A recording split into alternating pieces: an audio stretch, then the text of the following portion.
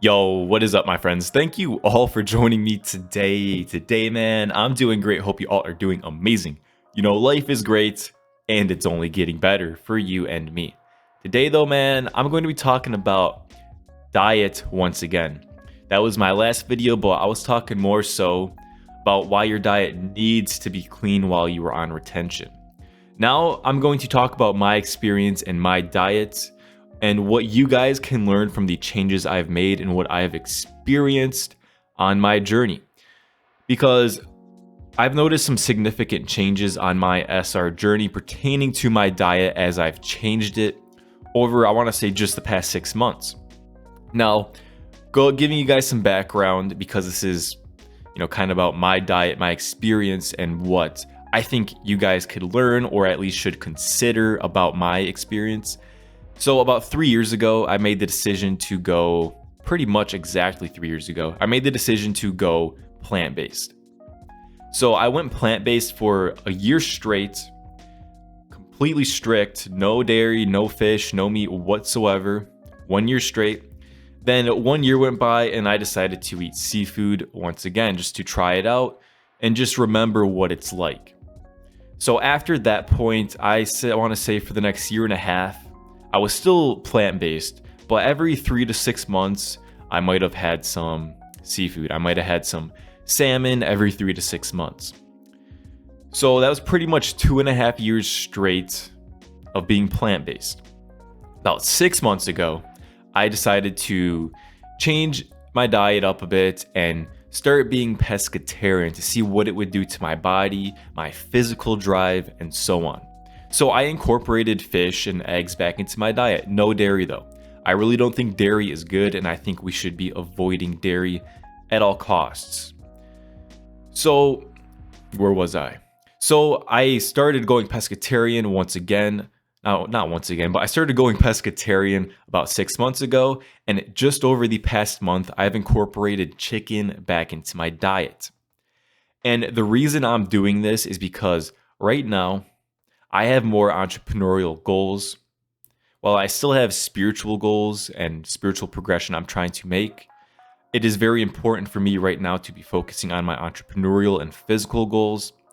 And I really believe, and I know that eating seafood and chicken right now is just going to help me out a bit while I have that physical strive, just for success and just setting myself up. Because oftentimes when we go through our initial spiritual awakenings, it's all about, just focusing on just energy and spirit and pushing the physical aside, although that is extremely important because you need to be set up in the physical, and then you can go and master the spiritual. It is so important to do so. The physical is not evil. In reality, the physical is just as spiritual as the spiritual, if that makes sense. And I know there's going to be some people in the comments saying, "Oh, you're not vegan. I'm not going to listen to you." And the thing is, I'm going to go back one day probably, or go back to pescatarian. It's just, a lot of people have the idea that if you eat a little bit of meat in your lifetime, you're going to hell. If you eat a little bit of meat in your lifetime, you're going to be stuck in the reincarnation wheel. And that is just not the case, man. It's just not the case. Now, there's a lot of different guidelines by a lot of different spiritual teachings. The Taoists, which their teachings have an extreme influence on the SR community. That's where we get a lot of the information on sexual energy. They're one of the most prominent Eastern traditions that just gives us that knowledge. And they think it's okay to eat chicken, eat fish, but they stay away from red meat just because red meat, mammals, they have so much karma, so much more genetic memory within inside them than just a chicken or a fish. And all the Eastern traditions pretty much recognize that. They say if you have to eat an animal, if you have to eat some form of life, even though really everything's alive, they say eat the furthest thing from you. So what has the least amount of karma from an animal basis? That is fish. After that, it's bird. And then the most, it would be mammal, because mammal, they're the most complex and they're the most similar to us. although we are extremely more advanced. Now, some people eat red meat. That's fine. I don't. I'm not going to go back to eating red meat. I think there's a lot more than just, spiritual negative side effects to eating red meat. If you eat too much red meat, your blood pressure spikes. It's genetic too. My dad, if he eats too much red meat, his blood pressure goes through the roof, man. I know there's people that say you should be eating red meat every day, but it's clearly not good for you. There's clearly a negative side effect that you can directly see yourself to eating it, and it's not just some agenda be trying to be pushed onto you. Because I know there's the vegan agenda that people talk about, and there's some validity to it, but not entirely. The entire movement is not some emasculating men agenda, but there is a portion of it, a political portion of it, that is motivated for that reason. And this is where we get all that processed foods, all that fake soy burgers and all that crap, because that stuff will destroy your testosterone, and it is just extremely unhealthy for you, man. The whole point of going plant-based is supposed to be healthy spiritually, mentally, physically. And then a lot of people get on it for the wrong reasons, and then they start eating all this crap, and that's not good. You gotta avoid all of that crap, man. So I meant to say this a bit earlier in the video, but it escaped me and I just started rambling on. This is actually why I wanted to make this video. It's because I wanted to say that I can notice over the past 6 months, especially over the last month since I've been eating chicken again, my sex drive has increased.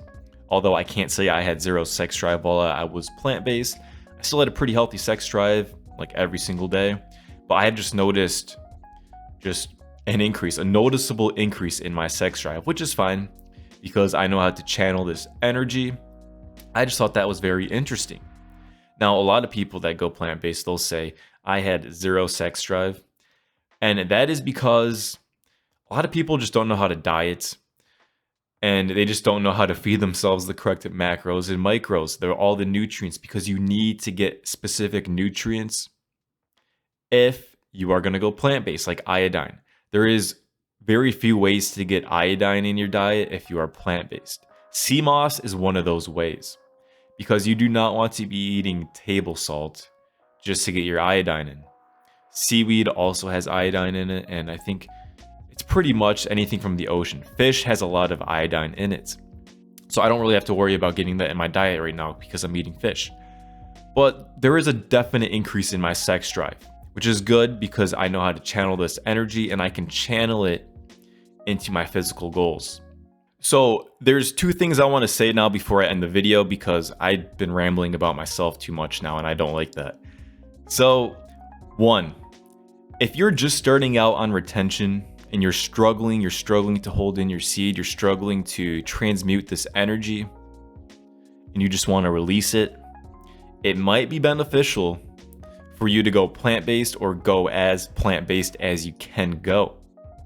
Because you weakening your sex drive a little bit is just going to help you hold in your seed. So going vegan, going plant-based, vegetarian, that is really beneficial when you're trying to focus on the spiritual. When you're trying to go out in a mountain and just meditate all day, you're going to find a lot of benefits of going plant-based. If you have a lot of physical endeavors, a lot of entrepreneurial goals, you are going to find that it's going to benefit you to have some fish, have some chicken. If you want, have some red meat, although I would not advise it frequently, at least. If you want every so often, sure. But the most important thing when you're eating meats, make sure it is pasture raised. Make sure it is at least free range. Cage free is not enough. Either free range or even better, pasture raised. Because how these animals are treated is important. That genetic memory is within inside them, and it makes its way to you. But anyways, guys, that's pretty much the video for today. A lot of insights on my journey, my diet. So hopefully you guys learned a bit from it. Maybe you're considering a few things. Maybe you have a different view on a certain diet or whatsoever. But yeah, man, any questions whatsoever, drop them down below and I will answer them. Like the video, subscribe if you want to see more content like this. Share the video if you have any personal questions whatsoever. Drop them down below and I will answer them. And as always, guys, you all have a great day. Peace.